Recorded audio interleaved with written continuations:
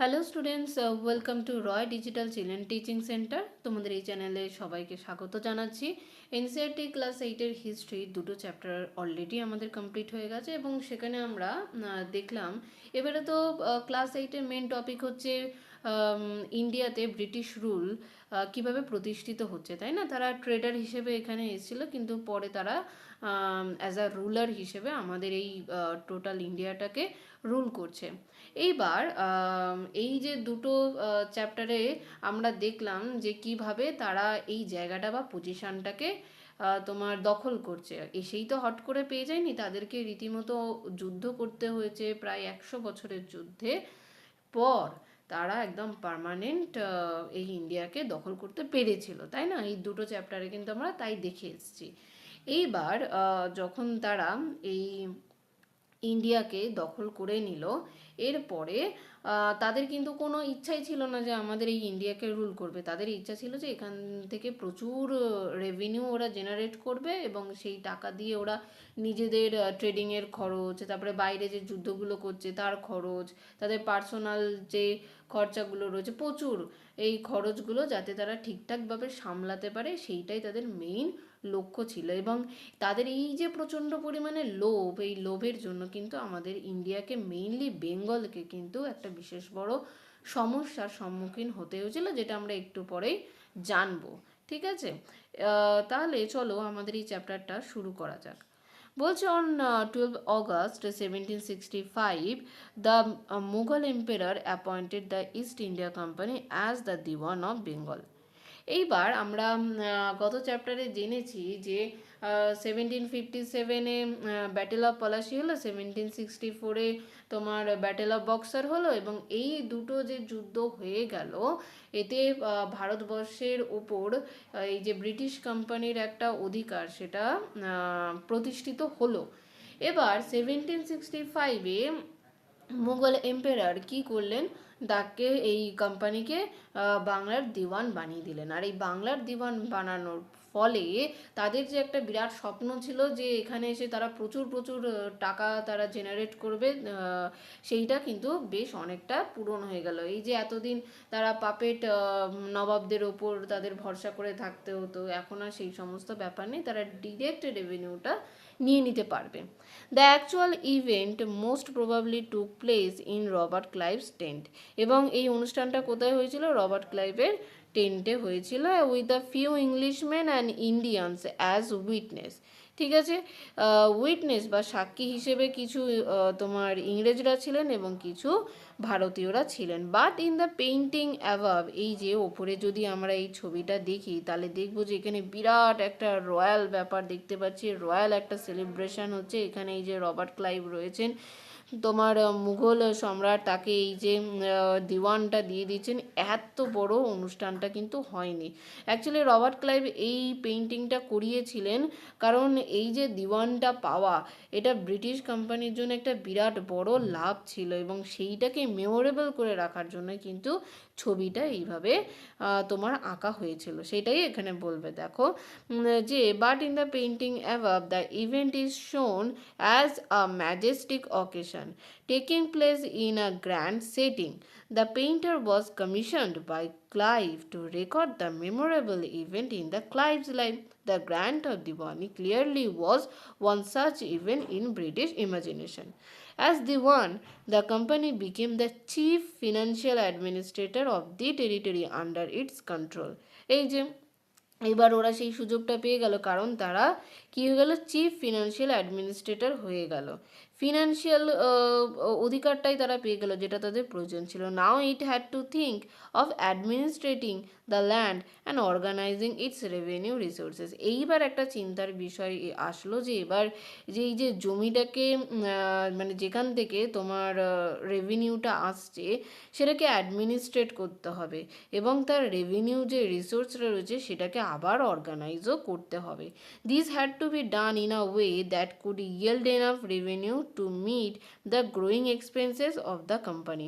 বলছে এটা এমন একটা পদ্ধতিতে করতে হবে যে যে ফলনটা আসবে সেখান থেকে এনাফ রেভিনিউ আসা চাই, যেটা কোম্পানির খরচগুলোকে গ্রোয়িং এক্সপেন্সেস মানে ক্রমশ যে বৃদ্ধিমান খরচগুলোকে সেগুলো কী করতে পারবে, মেনটেন করতে পারবে। ঠিক আছে। আর trading company had also to ensure that it could buy the product it needed and sell what it want. এবং তারা এটাও ইনশিওর করতে কী চাইছে যে that it could buy the product, এটা যেন তারা সেই জিনিসগুলো কিনতে পারে, ইট নিডেড যেটা তাদের প্রয়োজন, and sell what it want, এবং তারা যেটা বিক্রি করতে চাইছে সেটাও যেন তারা পেয়ে যায়। এবার কি বলছে, ওভার দ্য ইয়ার্স, সময়ের বা বছরের পর বছর বা বছরের সাথে সাথে দ্য কোম্পানি অলসো লার্নড, তোমার কোম্পানি কি শিখলো যে that it had to move with some caution, কিছু তোমার কশন বা তোমার সতর্কতার সাথে এগোতে হবে। বিইং অ্যান এলিয়েন পাওয়ার, দেখো ইংরেজরা এদেশের মানুষ নয়, তারা বাইরে থেকে এসছে, দ্যাটস ওয়াই তাদের এলিয়েন পাওয়ার বলছে। It needed to specify those who in the past had ruled the countryside and enjoy the authority and prestige. বলছে it needed to specify those, তাদেরকে তো প্রাধান্য দিতে হবে যারা আগে এই দেশটাকে তোমার রুল করেছে, যারা এই যে দেশের অথরিটি এবং প্রেস্টিজ সেটাকে এনজয় করেছে, মানে সেই শ্রদ্ধা পেয়েছে, সেই অথরিটিটাকে এগিয়ে নেওয়ার জন্য সম্মান পেয়েছে, তাদেরকেও তো সেই স্থান দিতে হবে। তারাই হট করে একটা জায়গা থেকে আসলো, এসে আমাদের দেশটাকে দখল করে নিল এবং দেশবাসীও যে মুখ বুজে তাদের মেনে নেবে সেটাও তো নয়। এটা তারা বুঝতে পারলেন সময়ের সাথে সাথে। And those who had held local power had to be controlled but they could not be entirely eliminated. বলছে those who had held local power had to be control, তাদেরকে কন্ট্রোল করার দরকার আছে, তাদেরকে রাখতেও হবে। তাদের কেন, কারণ তাদের নিজেদের প্রয়োজনে তাদেরকে রাখতে হবে, এবং শুধু তাদেরকে রাখলে হবে না, তাদেরকে কন্ট্রোলও করতে হবে। এবং কি বলছে, but they could not be entirely eliminated, তাদেরকে পুরোপুরি সেই জায়গা থেকে তাড়িয়ে দেওয়া বা বিতাড়িত করে দেওয়া যাবে না। বোঝা গেল? How was this to be done, আচ্ছা এটা কী করে সম্ভব বা কী করে সম্ভব হয়েছিল। In this chapter will see how the company came to colonize the countryside and organize revenue resources, redefine rights of people and produce crops it wanted. এই চ্যাপ্টারেই আমরা জানবো যে এই যে আমাদের এই দেশকে তারা তোমার ঔপনিবেশিক বানিয়েছে, কলোনাইজ করেছে, আমাদের এই রেভিনিউ রিসোর্সকে তারা অর্গানাইজ করেছে, তারা আরও যে তাদের যে ফসল প্রয়োজন সেগুলো প্রডিউস করেছে, এগুলো পরপর আমরা জানবো। এইবার একটু আগেই যেটা বললাম যে এখানে তারা এই যে দিওয়ান হিসেবে এসেছিল, তাদের কিন্তু কোনো ইচ্ছা ছিল না যে আমাদের এখানে দিওয়ান হিসেবে আসেনি, রুলারের যে জায়গাটা পেয়েছিল তারা ট্রেডার হিসেবে, তাদের তো কোনো ইচ্ছা ছিল না এখানে এই জায়গাটাকে রুল করবে। এবার তাদের এই প্রচণ্ড লোভ আমাদের বাংলাকে একটা বিরাট বড় সমস্যার মুখে দাঁড় করিয়ে দেয়। বলছে যে the company had become diwan, এবার কোম্পানি দিওয়ানতে পরিণত হয়েছে, but it still saw itself primarily as a trader. কিন্তু ওরা তো তোমার এখানের তোমার ল্যান্ডগুলোকে অ্যাডমিনিস্ট্রেট করার জন্য ওদের কোনো মাথা ব্যথা নেই যে এখানকার কৃষকেরা ভালো থাকুক, এখানকার জমি থেকে সুন্দর ফসল উৎপন্ন হোক, বাংলা তোমার হেসে খেলে চলুক, ওদের কোনো ইন্টারেস্ট নেই। ওদের মেইন ইন্টারেস্ট হচ্ছে ওদের ট্রেড নিয়ে। It wanted a large revenue income but was unwilling to set up any regular system of assessment and collection. বলছে ওরা একটা লার্জ রেভিনিউ ইনকাম চাইছে, ওইটুকুই চাইছে, অ্যান্ড আনউইলিং, ওদের কোনো ইচ্ছা ছিল না যে এখানকার একটা রেগুলার সিস্টেম প্রতিষ্ঠা করা এবং সেখানে রেগুলার একটা রেভিনিউ মানে নির্দিষ্ট ধার্য করে দেওয়া যেখানে তোমার সঠিক পরিমাণে কালেকশন হবে, ওদের কোনো ইচ্ছা টিচ্ছা ছিল না। The effort was to increase the revenue as much as it could and buy fine cotton and silk cloth as cheaply as possible. ওদের কি এফোর্ট ছিল যে তোমার যে রেভিনিউ রয়েছে সেটাকে কন্টিনিউয়াস মানে বাড়িয়ে যাবে এবং নিয়ে যাবে মানুষের কাছ থেকে। আর কি করবে, এখানে সুন্দর কটন যেটা রয়েছে সেটা কিনবে, সিল্ক ক্লথ সেটা কিনবে, কতটা দামে না, অ্যাজ চিপলি অ্যাজ পসিবল, যতটা সস্তায় পাওয়া যায় ততটা। তার মানে এরা এখান থেকে তোমার টাকাও নেবে, আবার এখান থেকে জিনিসও নেবে। এবং অতি সস্তায়। উইদিন 5 years, 5 বছরের মধ্যে the value of goods bought by the company in Bengal doubled.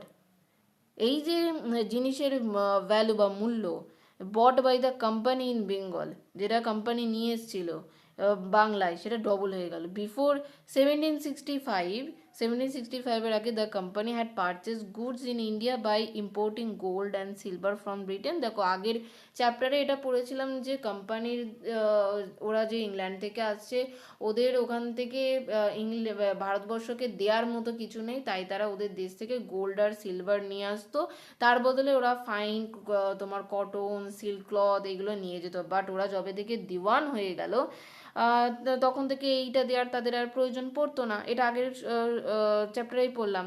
Now the revenue collected in Bengal could finance the purchase of goods for export.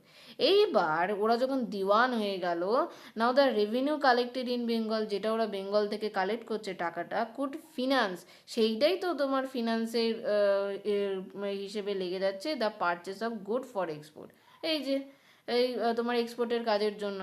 Soon it was clear that the Bengal economy was facing a deep crisis.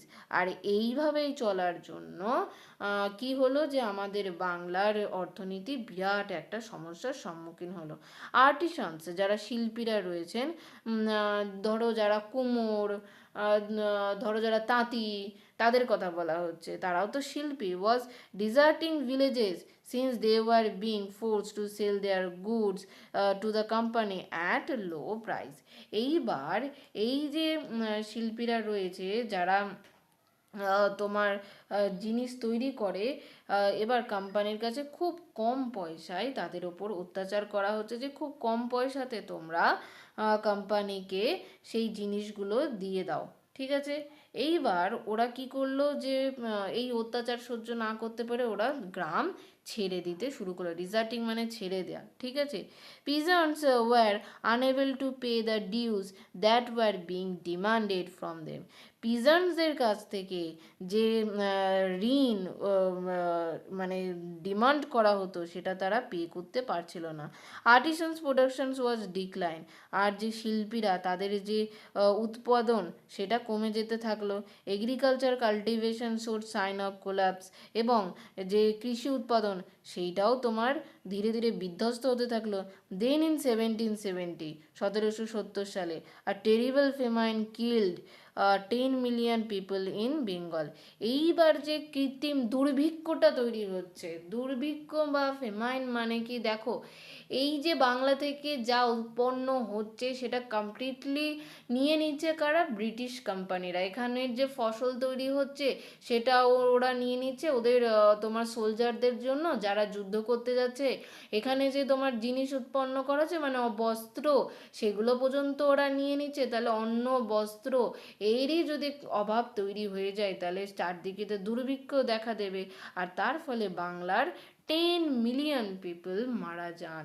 আর এইটা 1/3 of population was wiped out. সেই সময় বাংলার যে জনসংখ্যা ছিল তার 1/3 এই দুর্ভিক্ষে শেষ হয়ে গেছিল।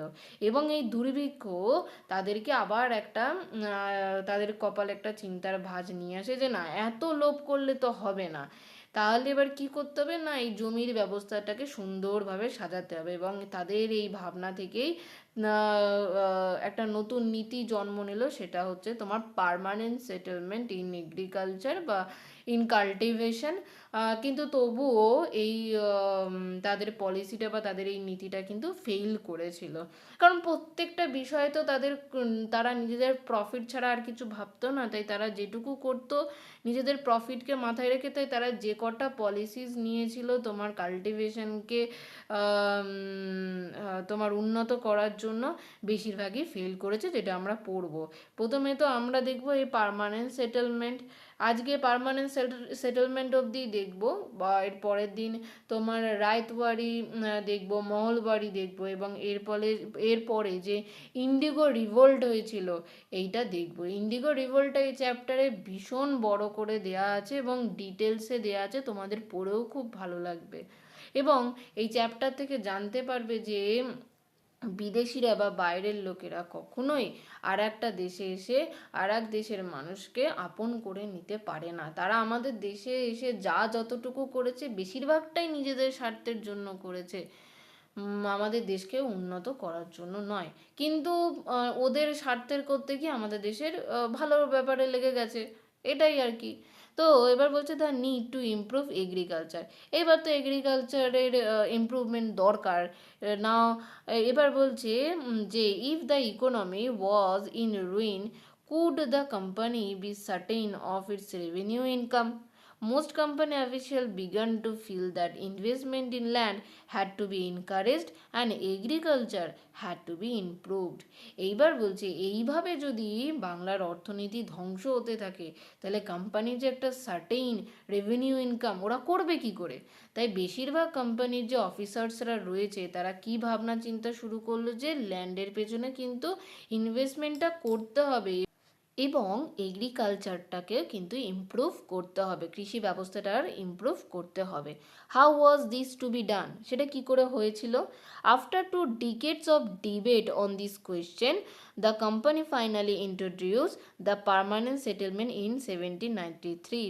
2 শতক ধরে বিতর্ক তর্ক হওয়ার পর এই প্রশ্নটার ওপরে যে হ্যাঁ এখানে ল্যান্ডের ওপর ইনভেস্ট করা উচিত কিনা, এগ্রিকালচারে ইমপ্রুভমেন্টের আদৌ দরকার আছে কিনা, এই 2 দশক ধরে তাদের তর্ক বিতর্কর পর তারা কি নীতি নিয়ে এলো? পার্মানেন্ট সেটেলমেন্ট নিয়ে এলো। কি বলছে এই নীতিতে? By the term of this settlement the rajas and talukdars were recognise as জমিনদার্স।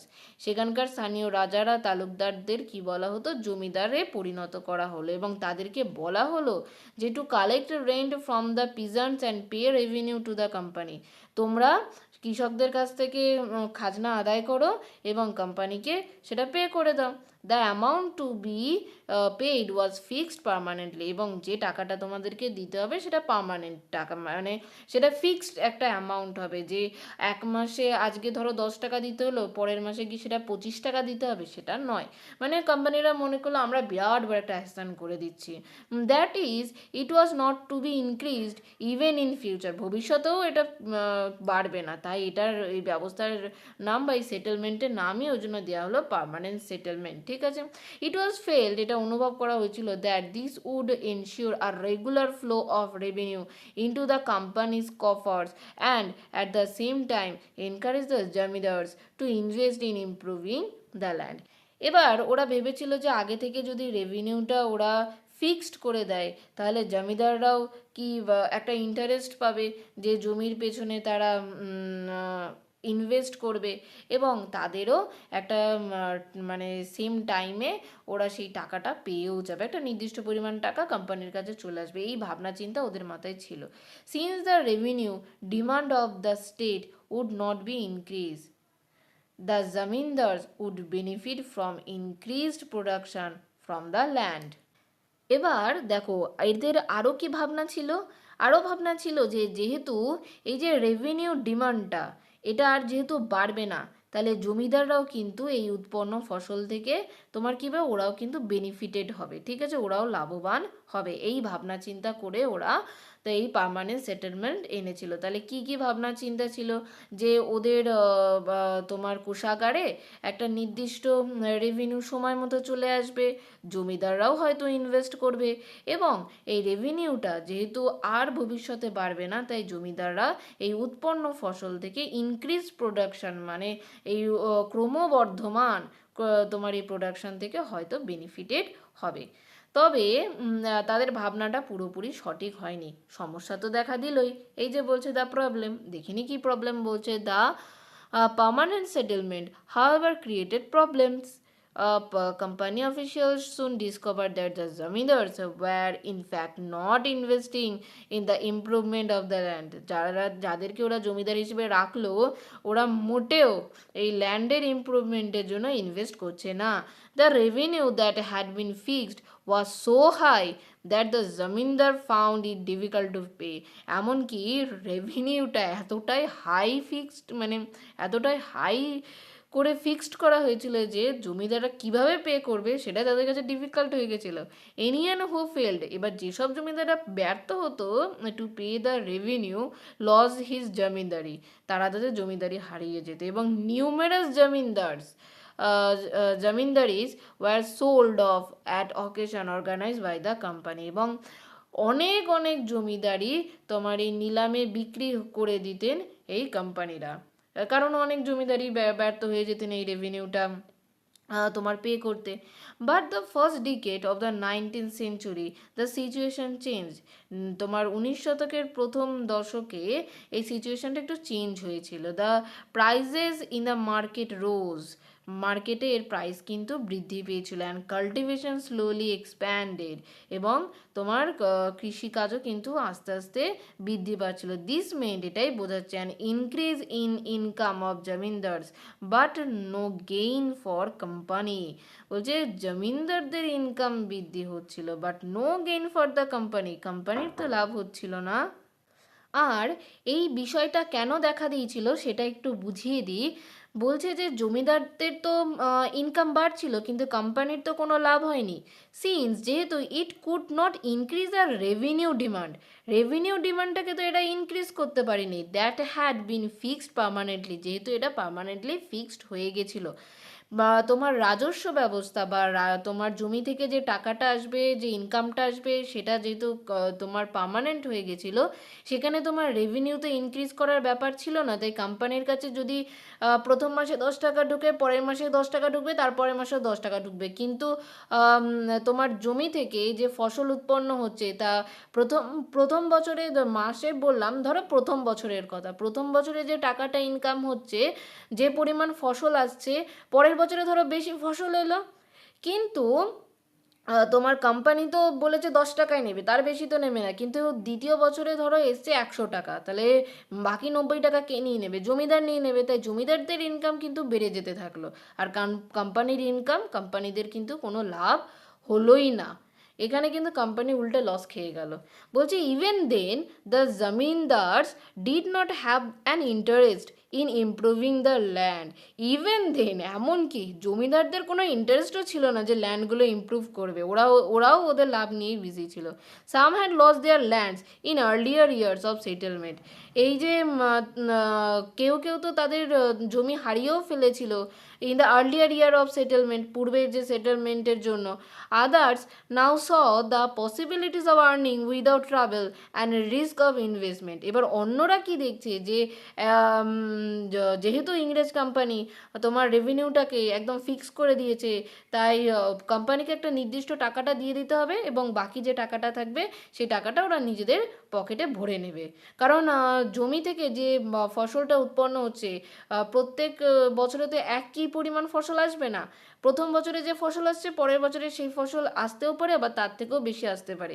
এইটা ইংরেজ কোম্পানি বোঝেনি, কিন্তু এখানকার যে ইন্ডিয়ান জমিনদাররা রয়েছে তারা বুঝতে পেরেছিল। তাই অনেকেই পসিবিলিটিসটা দেখেছিল যে বাবা কোনো ঝামেলা ছাড়াই আমরা দারুণ ইনকামও করতে পারবো, আর এখানে ইনভেস্টমেন্টের কোনো রিস্কও নেই। As long as zamindars could give out the land to tenant and get rent, they were not interested in improving the তোমার ল্যান্ড। বলছে যে এবার জমিনদাররা কি করলো, তোমার টিন্যান্টস মানে হচ্ছে ভাড়া দেওয়ার ভাবলো, এবং তারা সেখান থেকে রেন্ট নেওয়া শুরু করলো। And they were not interested in improving the land, এবং এই যে ল্যান্ডের ইমপ্রুভমেন্টের জন্য তাদের কিন্তু কোনো ইন্টারেস্ট দেখা গেল না। তাহলে আমরা এই যে পার্মানেন্ট সেটেলমেন্ট, যেটা 1793-তে আনা হয়েছিল ইংলিশ যে কোম্পানি ছিল তাদের দ্বারা, এতে মেনলি লাভবান কিন্তু জমিদারেরাই হলো। এবার জমিদারেরা কি করলো, তাহলে শেষমেশ দেখা গেল যে তারা এই যে প্রজাদেরকে বা তোমার তার যে আন্ডারে যে শ্রমিকেরা রয়েছে, কৃষকরা রয়েছে, তাদেরকে ভাড়া দিয়ে দিতে শুরু করলো, এবং সেখান থেকে তারা তোমার যে প্রয়োজনীয় টাকাটা সেটাও তারা পেয়ে গেল, এবং ওদের জমি নিয়ে আর কোনো চিন্তাভাবনা করতে হলো না। তাহলে লস খাচ্ছে কোম্পানি, এবং এর থেকেও বেশি ক্ষতিগ্রস্ত হচ্ছে দ্য কাল্টিভেটার্স, মানে সেই কৃষকেরা। ঠিক আছে, আর মাঝখান থেকে লাভ করে নিল কারা, সেই জমিদারেরা। ঠিক আছে, এবার বলছে অন দ্য আদার হ্যান্ড, অন্যদিকে the villages the cultivator found the system extremely oppressive, ভীষণ অত্যাচারী একটা নীতি হিসেবে তাদের সামনে এই পার্মানেন্ট সেটেলমেন্টটা এলো। The rent he pay to the zamindar was high. এবার একটু আগে আমরা দেখলাম যে জমিদাররা কি করছে, তাদের টিন্যান্টসের মানে তাদের প্রজাদেরকে বা তাদের ভাড়াটে যে শ্রমিক কৃষকেরা রয়েছে তাদেরকে রেন্টে দিয়ে দিচ্ছে, এবং সেই রেন্ট যখন তারা পে করতো, যে কৃষকেরা পে করতো, সেটা ভীষণ হাই ছিল। And his right on this land was insecure, এবং জমির ওপর তাদের যে অধিকার সেটাও সিকিওর ছিল না। To pay the rent he had to often take a loan from the money lender. এইবার এই যে জমির টাকাটা পে করার জন্য যে মহাজনরা ছিল তাদের কাছে সুদে টাকা নিয়ে টাকা ধার দিতে হতো, মানে ঋণ নিতে হতো। And when he fail to pay, এবং সেই ঋণের টাকা তারা দিতে যখন ফেল করতো, he was evicted from the land he had cultivated for generation. এইবার তাদের সেই জেনারেশন, এক কৃষক যদি সেই টাকাটা দিতে ফেল করে, এর সে, তার ছেলে এবং তার উত্তরসূরিরা সেই যতদিন না সেই ঋণের টাকাটা পে করতে পারছে, তাদের জমিতে ফ্রিতে খাটতে হতো। এটাই এখানে বলতে চেয়েছে। এইবার আমরা দেখব, এখানে আমরা আমাদের এবার ভিডিওটা কমপ্লিট করব। পরের দিন আমরা মহলওয়ারি আর রায়তওয়ারি এই সিস্টেমটা আমরা দেখব।